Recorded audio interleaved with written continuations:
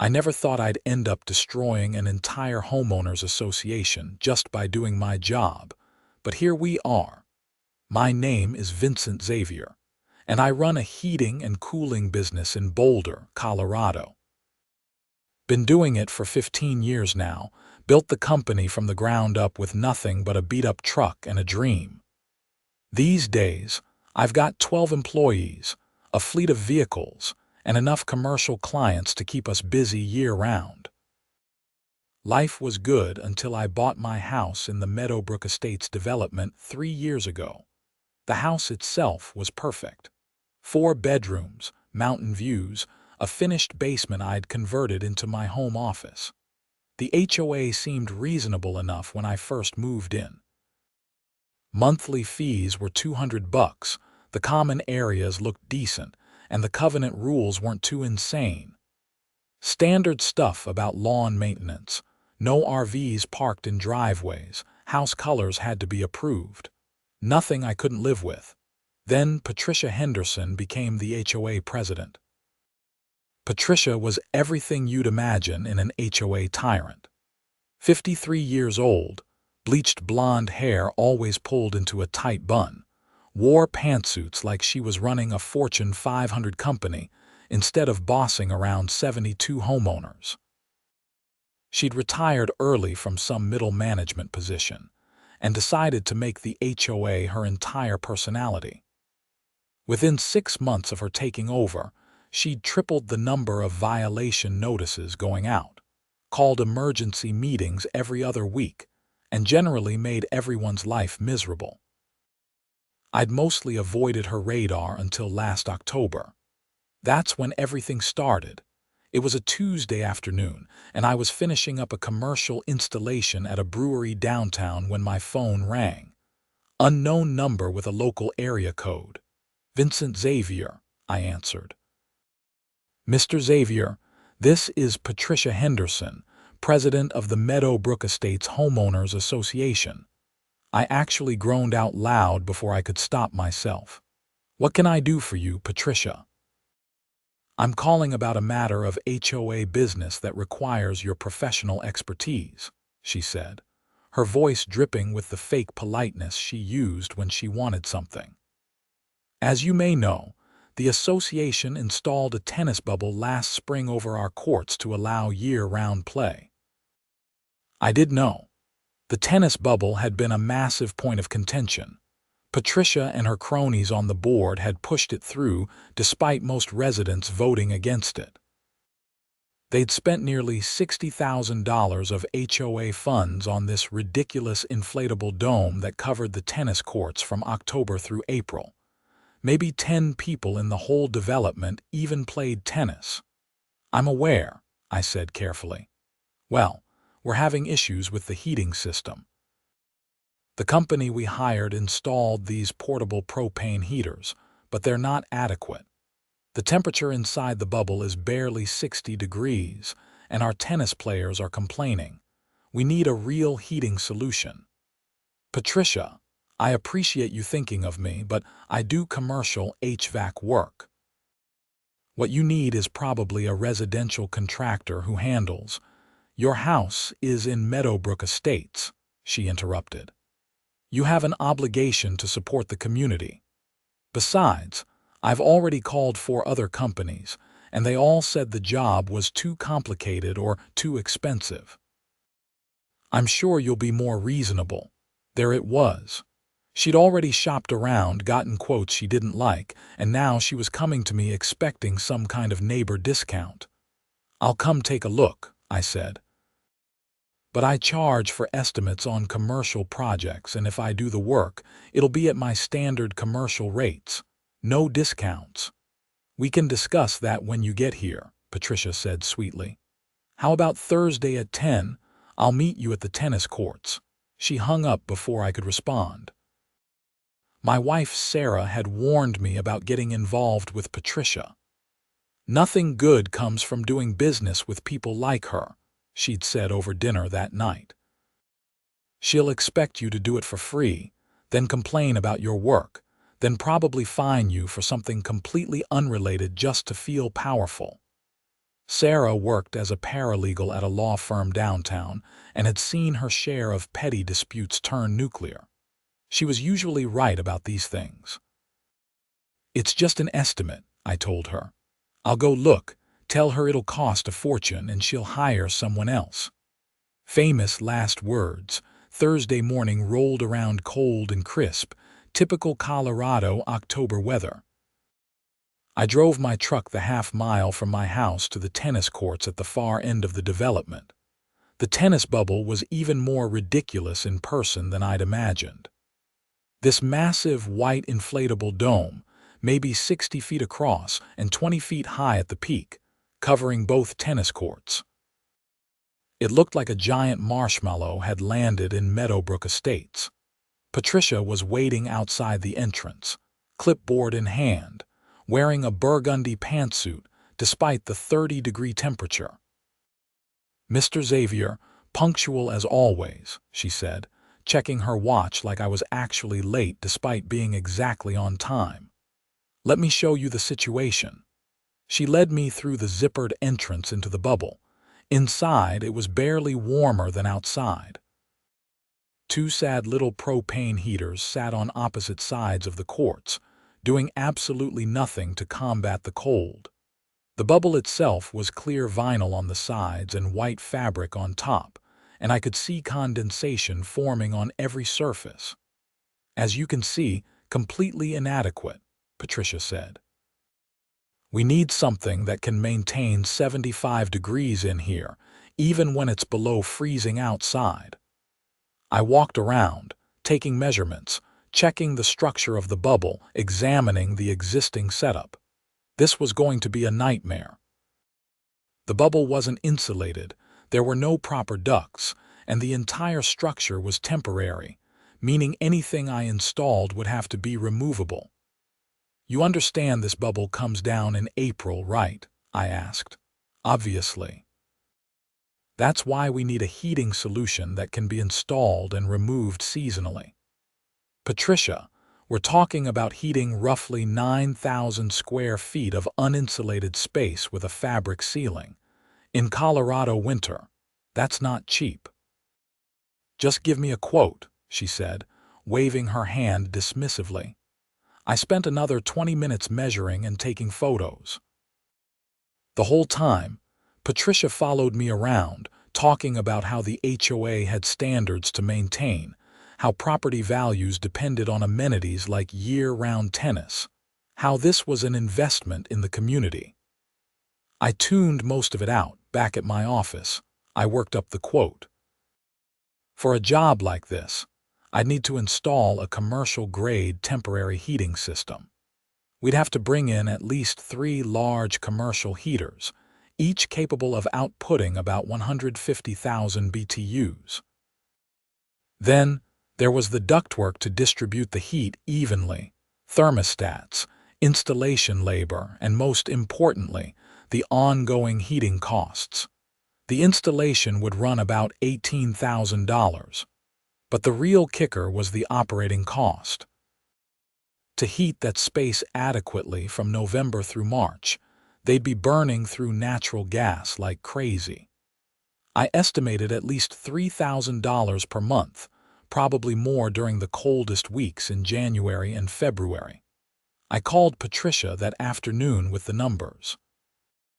$18,000 to install, plus roughly $3,000 to $4,000 per month in operating costs, I told her, silence on the other end. Then, "That's absurd. That's commercial heating for an uninsulated 9,000 square foot space in Colorado winter," I replied. "You want it warm enough for tennis, that's what it costs. Natural gas isn't free." The other companies quoted much less for installation. "Then hire them. I'm not negotiating on this, Patricia. These are my standard commercial rates." "Actually, they're probably lower than what I'd charge a business client because I'm not building in travel time. The tennis courts are right here in the neighborhood." "We'll need to discuss this at the board meeting," she said coldly. "I'll be in touch." She hung up. I figured that was the end of it. No way would they agree to those costs. I was wrong. 2 weeks later, I got another call. This time it was during dinner. "Mr. Xavier, the board has approved your quote. When can you start installation?" I nearly dropped my fork. "You're serious?" "Completely serious. We have the funds available and our members expect comfortable playing conditions. I'm emailing you the installation agreement now. We'll need the work completed by November 1st. That gave me 2 weeks.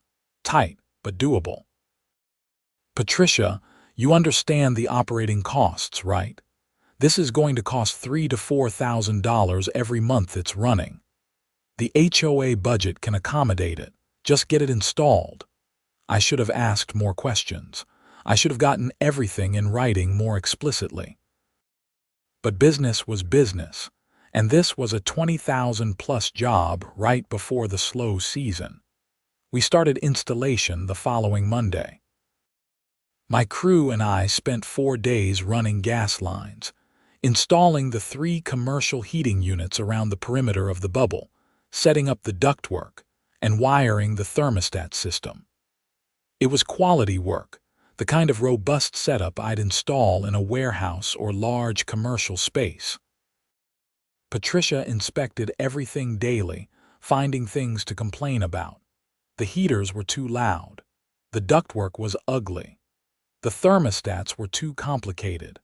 I addressed her concerns professionally, made a few aesthetic adjustments, and by October 31st, the system was fully operational.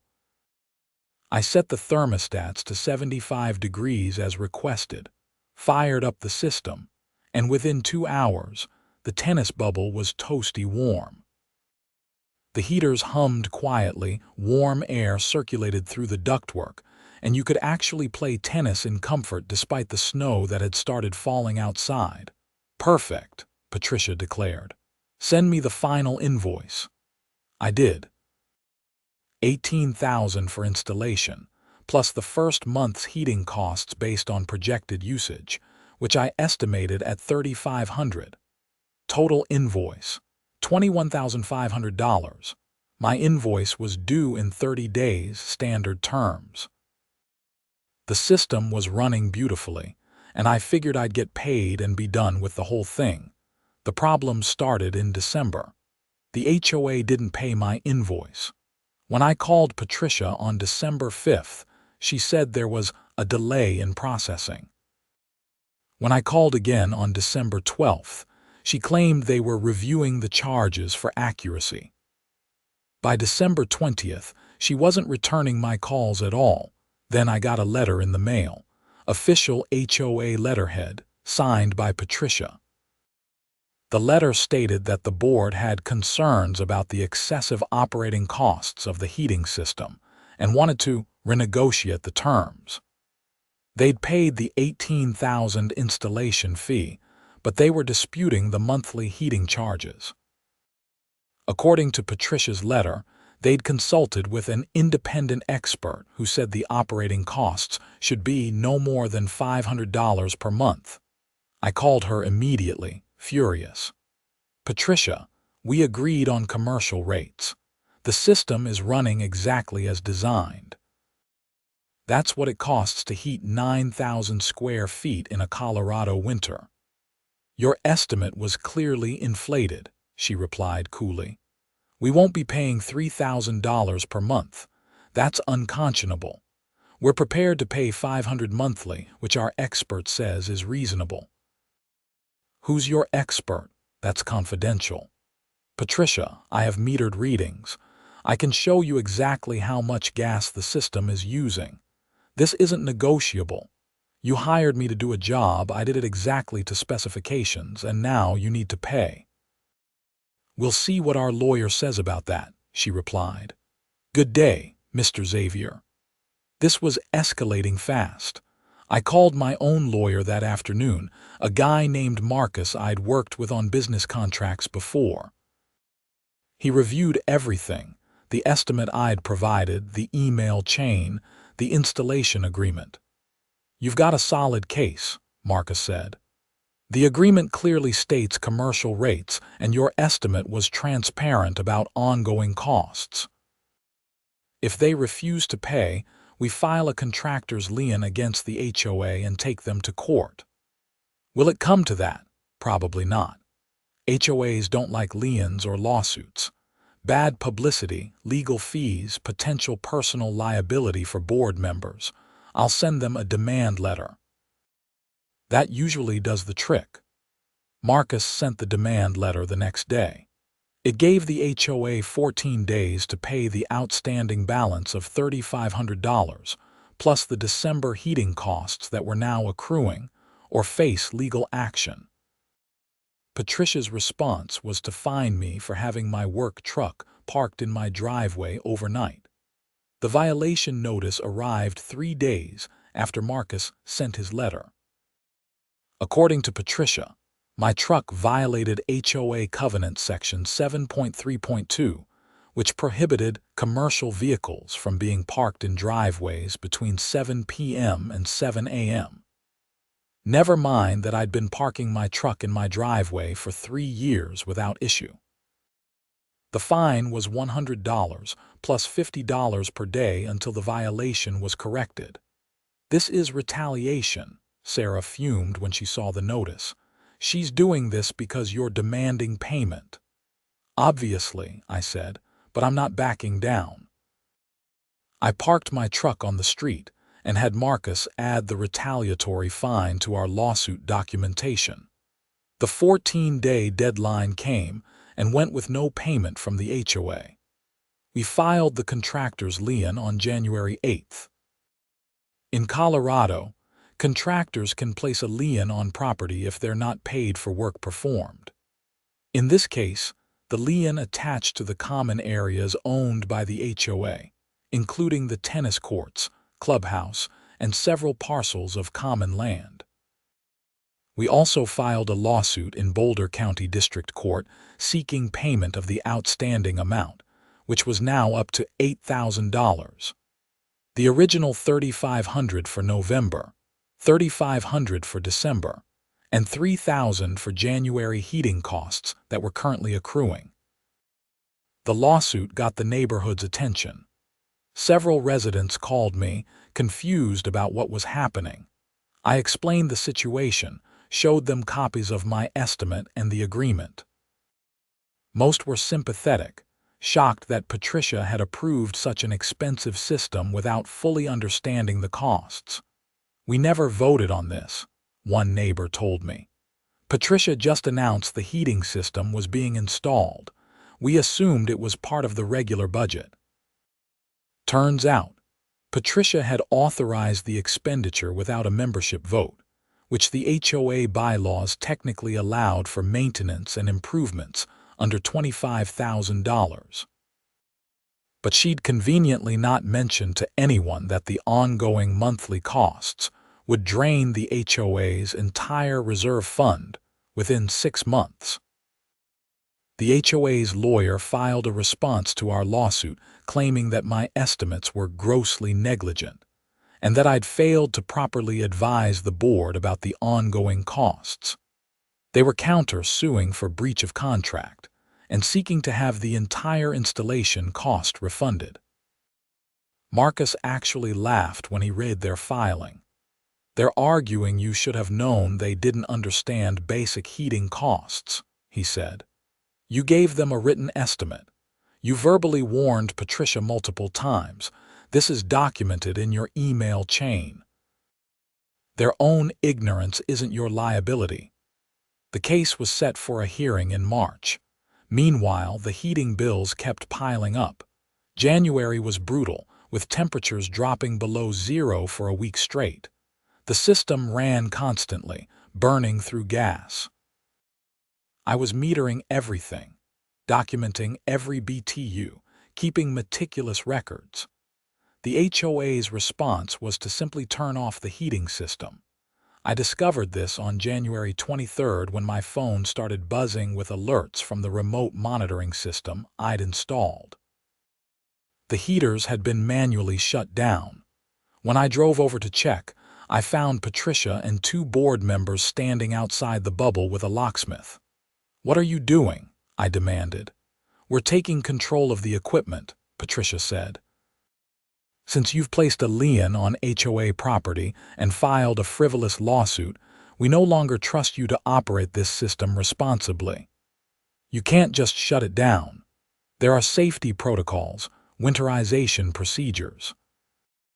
If those heaters aren't properly maintained, you could have gas leaks, carbon monoxide issues. We've hired our own contractor to manage it, Patricia replied smugly. Who? She wouldn't say. The locksmith finished installing new locks on the equipment access panels, and they all left. I called Marcus immediately.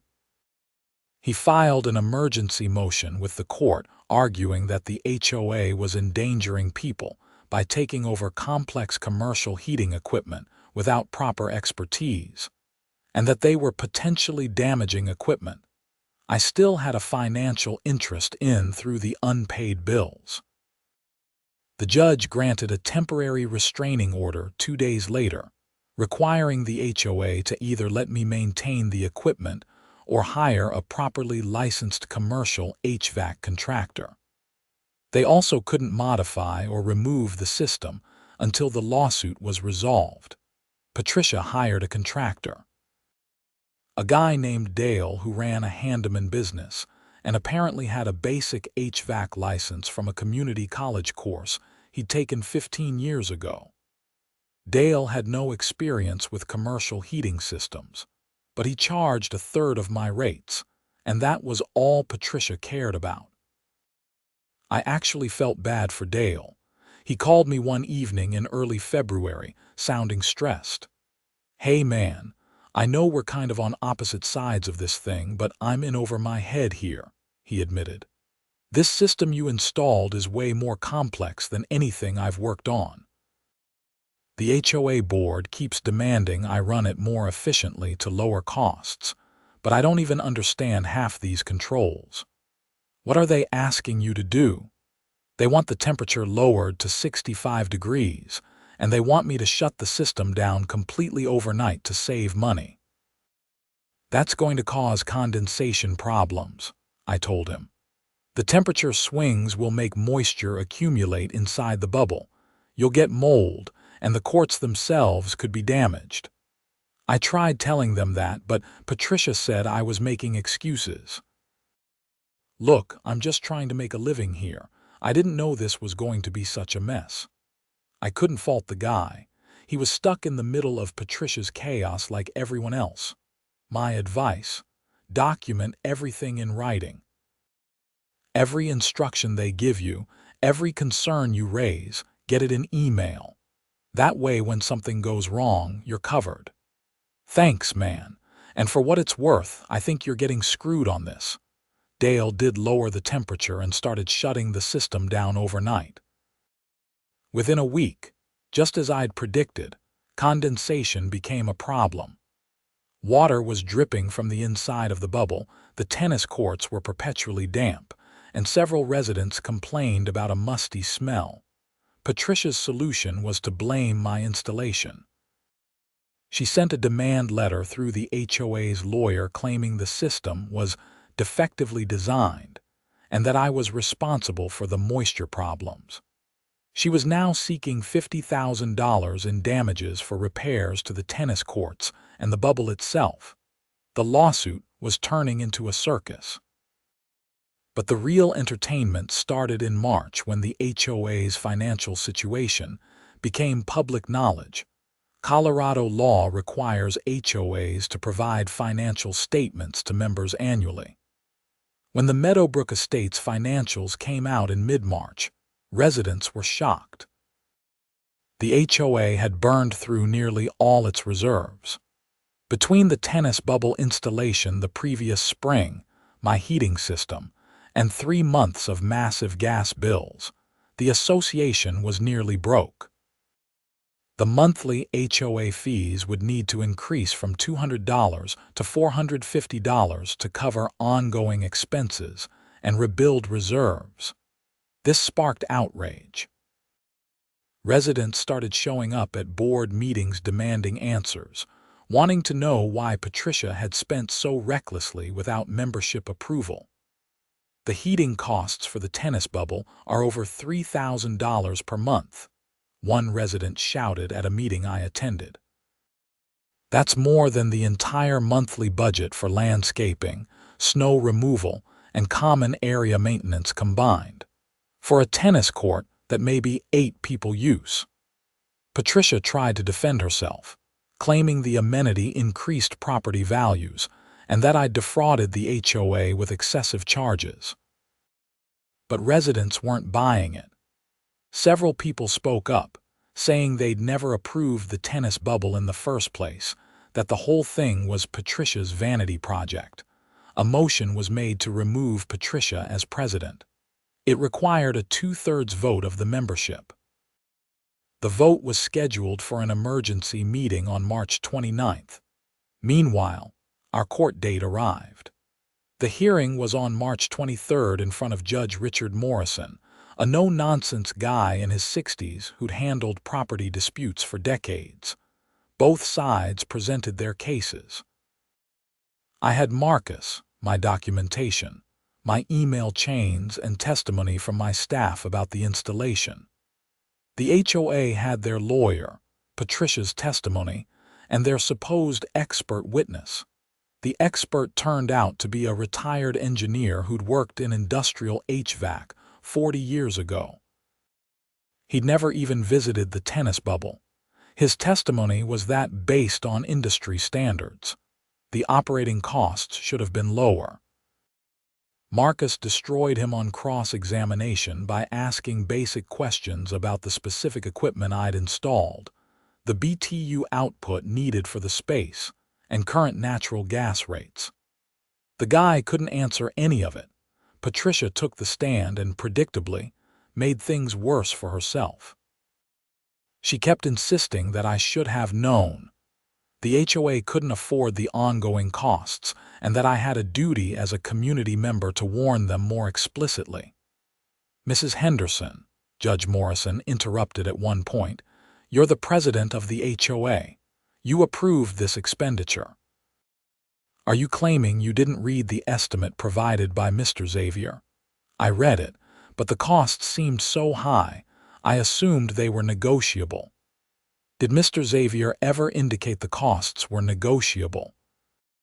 "Well, no, but did you ask for clarification about the ongoing monthly costs before approving the project?" "I assumed a professional contractor would provide the most cost-effective solution." "That's not what I asked. Did you ask for clarification?" Patricia squirmed. "No, Your Honor."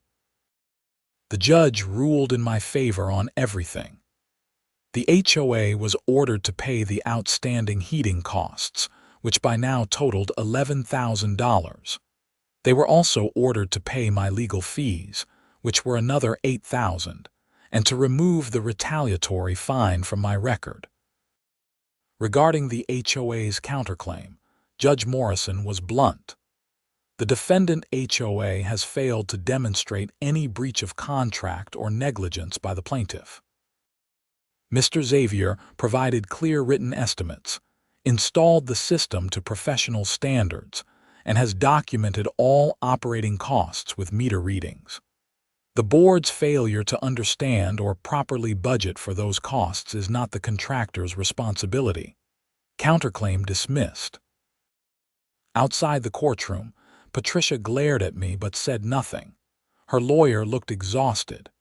"You just cost yourself any future business in this neighborhood," Patricia finally said. "I'm fine with that," I replied.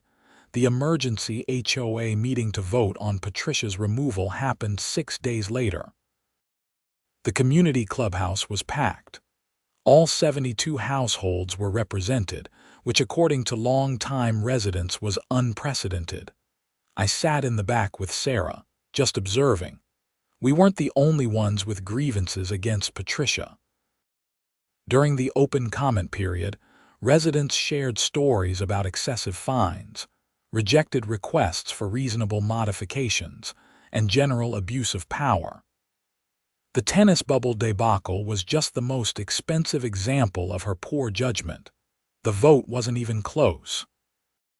Patricia was removed as president by a vote of 68-4. The board was restructured, with several of Patricia's allies also removed. The new president was a guy named Tom Chen, a retired accountant who'd been vocally critical of Patricia's financial management. His first official act was to propose removing the tennis bubble permanently. This amenity has cost our association over $80,000 in the past year, Tom explained. Installation, heating, maintenance, and now legal fees from the dispute with Mr. Xavier. Meanwhile, actual usage logs show only 6 households regularly use it. We can't justify this expense. The vote to remove the tennis bubble passed overwhelmingly. Only the handful of tennis players voted against it, but the financial damage was done. The HOA had drained its reserves and still owed me $19,000. They managed to pay half immediately from what little remained in the general fund, but the rest would have to come from a special assessment. Every household received a bill for $132, their share of the debt to me and other outstanding legal fees. This went over about as well as you'd imagine. Residents were livid about being charged for Patricia's mismanagement. Several people actually apologized to me at the next HOA meeting. "We should have reined her in sooner," one neighbor said. "She was always power hungry, but we didn't think she'd spend us into a hole like this." The new board hired a lawyer to explore whether they could recover costs from Patricia personally. After review, the lawyer determined that while Patricia's decisions were terrible, they didn't rise to the level of gross negligence or fraud that would pierce the liability protections board members typically enjoy. She'd acted within her authority as president, just stupidly. However, there was one interesting development. During the review of HOA finances, the new board discovered some irregularities. Patricia had been approving payment for consulting services to a company called Henderson Management Solutions. Small amounts, usually $500 to $1,000 per month, categorized under professional services. Henderson Management Solutions was owned by Patricia's husband. This was a problem. The HOA bylaws explicitly prohibited board members from financial self-dealing. Any contracts with board members or their immediate family required disclosure and membership approval. Patricia had done neither. Tom brought this to a lawyer who specialized in HOA law. The lawyer's assessment was that Patricia had potentially violated Colorado's nonprofit corporation laws, which governed HOA operations. The amounts weren't huge, maybe $15,000 over 2 years, but it was still potentially fraudulent misappropriation of HOA funds. The board voted to file a complaint with the Colorado Attorney General's office and to pursue civil action against Patricia and her husband for return of the funds. When Patricia caught wind of this investigation, she and her husband put their house up for sale. They listed it in early May and accepted an offer within 2 weeks. They were clearly trying to cut their losses and get out, but the legal system moves slowly and they couldn't escape that easily. The Attorney General's office opened an investigation in June. A forensic accountant reviewed the HOA's books and confirmed that Henderson Management Solutions had been paid for services that were either never performed or were already covered by the management company. The HOA paid separately. In August, Patricia and her husband were charged with theft and fraud. Not major felony charges, but serious misdemeanors carrying potential jail time and mandatory restitution. The district attorney for Boulder County apparently decided to make an example of the case, since HOA fraud was becoming a recurring problem in Colorado's growing communities. The criminal case moved through the system over the following months. Patricia's lawyer negotiated a plea deal.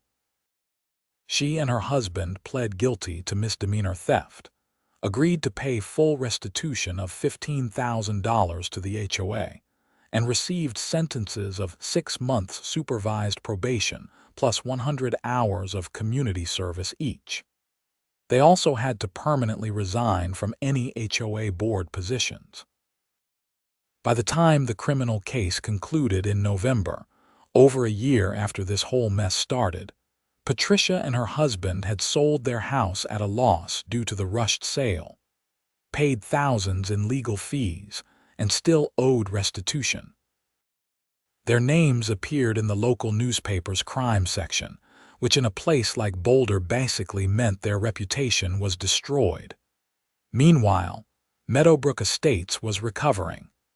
The tennis bubble was gone, the courts returned to seasonal outdoor use only. The new board implemented financial reforms, requiring membership votes for any expenditure over $5,000.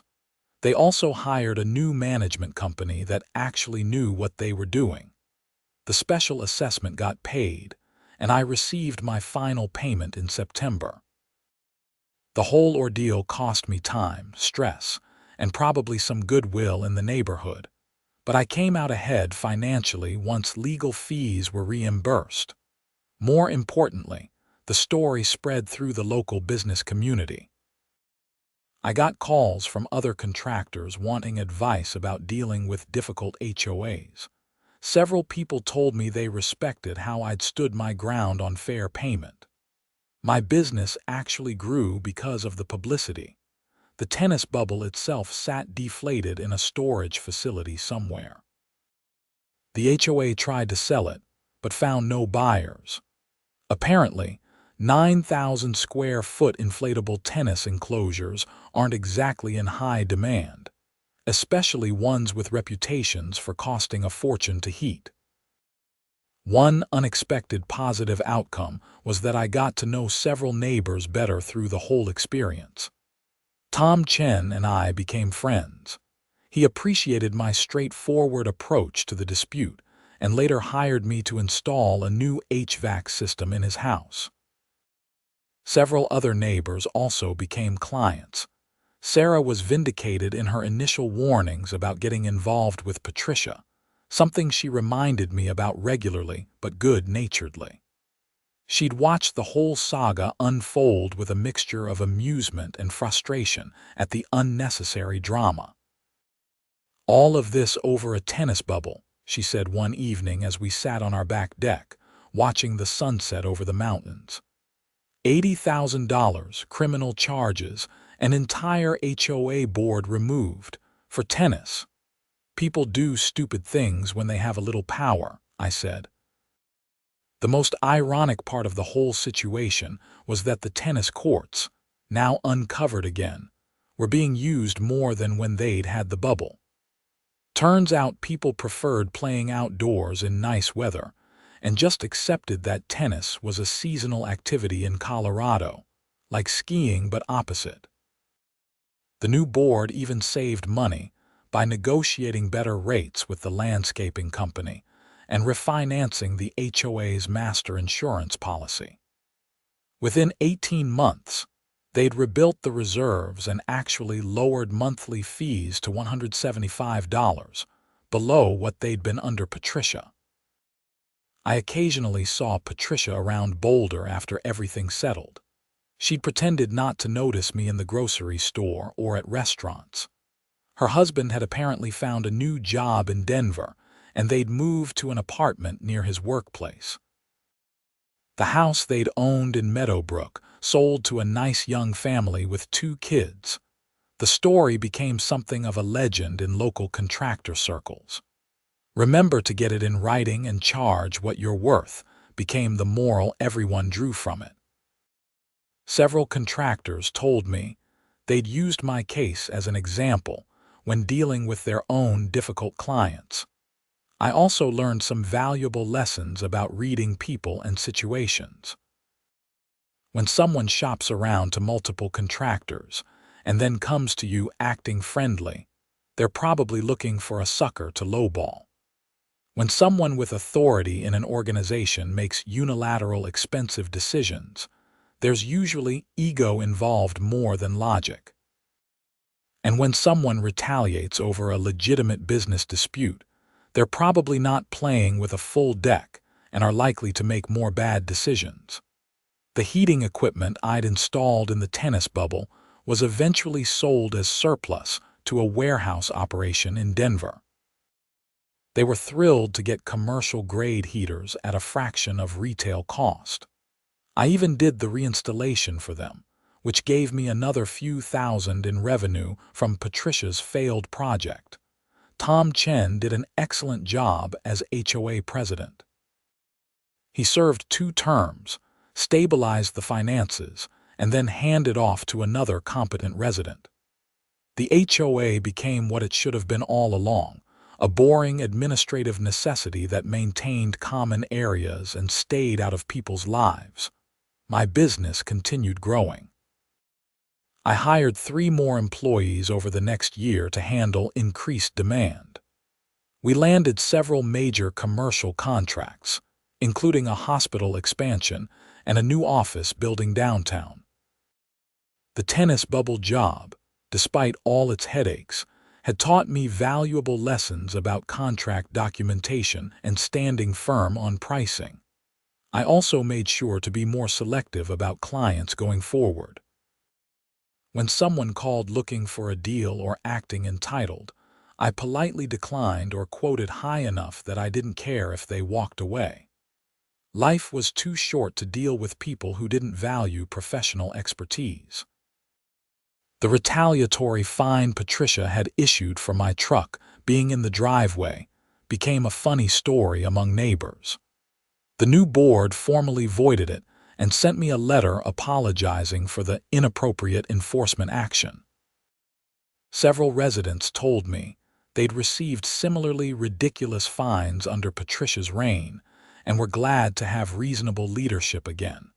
Colorado media picked up the story in a broader piece about HOA reform. The reporter interviewed me, Tom, and several other Meadowbrook residents. The article highlighted how unchecked HOA board power could lead to financial disasters and called for stronger state oversight. Some reforms were actually proposed in the state legislature, though they stalled in committee. The criminal case against Patricia became a teaching example in a paralegal course Sarah's firm taught at a local community college. She found it amusing that her husband's HOA nightmare was now being used to educate future legal professionals about nonprofit fraud. Looking back on the whole experience, I don't regret standing my ground, but I do wish I'd been more cautious from the start. Red flags were there. Patricia's pushiness, her shopping around to multiple contractors, her dismissiveness about costs. In my eagerness for a substantial job during slow season, I'd ignored warning signs. But ultimately, I'd done quality work, charged fair prices, and stood up for myself when someone tried to cheat me. Those were principles worth defending, even when it meant litigation and drama.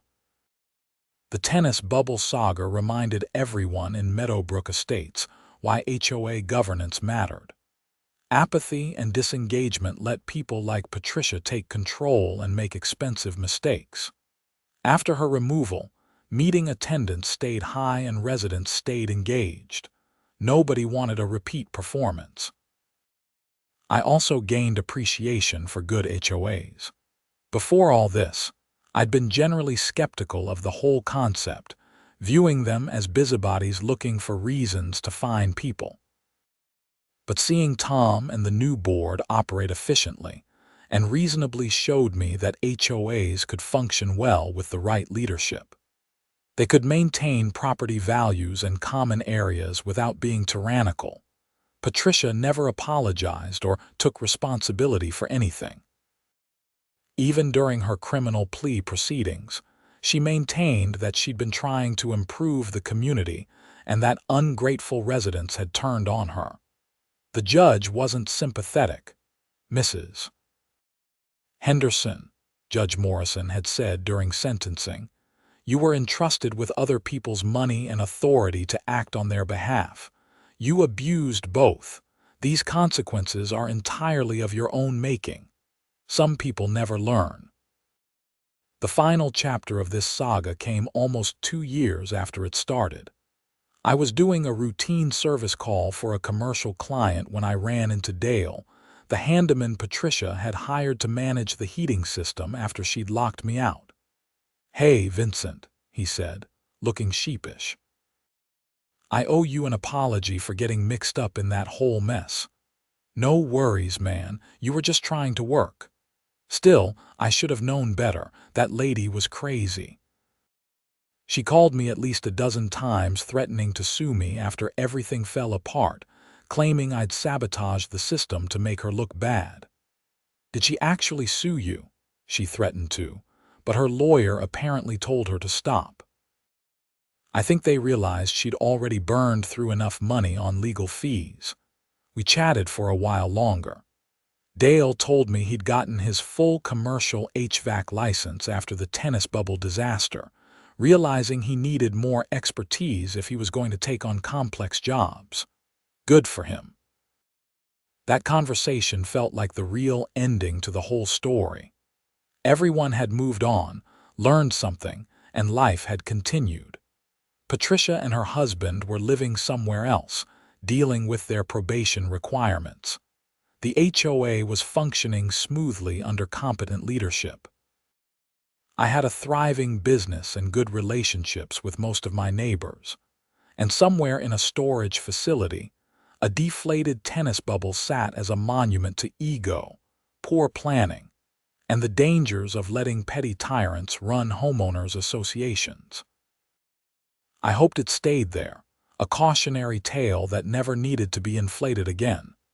The experience taught me that doing business in your own community can be complicated. The lines between professional relationships and personal relationships blur. But it also taught me that standing up for yourself matters, even when it's uncomfortable, even when it's someone who theoretically has power over you through an HOA. Most importantly, I learned that transparent communication and detailed documentation save headaches later. Every estimate after the tennis bubble saga included even more explicit explanations of ongoing costs, potential variables, and realistic expectations. I'd rather have a client walk away up front than deal with disputes afterward. Sarah was proud of how I'd handled everything, which meant a lot.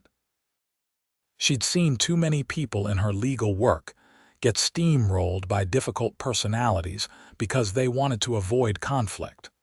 Standing firm on principle, even when it meant litigation, demonstrated integrity. My employees learned from watching the situation too. We had team meetings about documentation, clear communication with clients, and not backing down when you're in the right.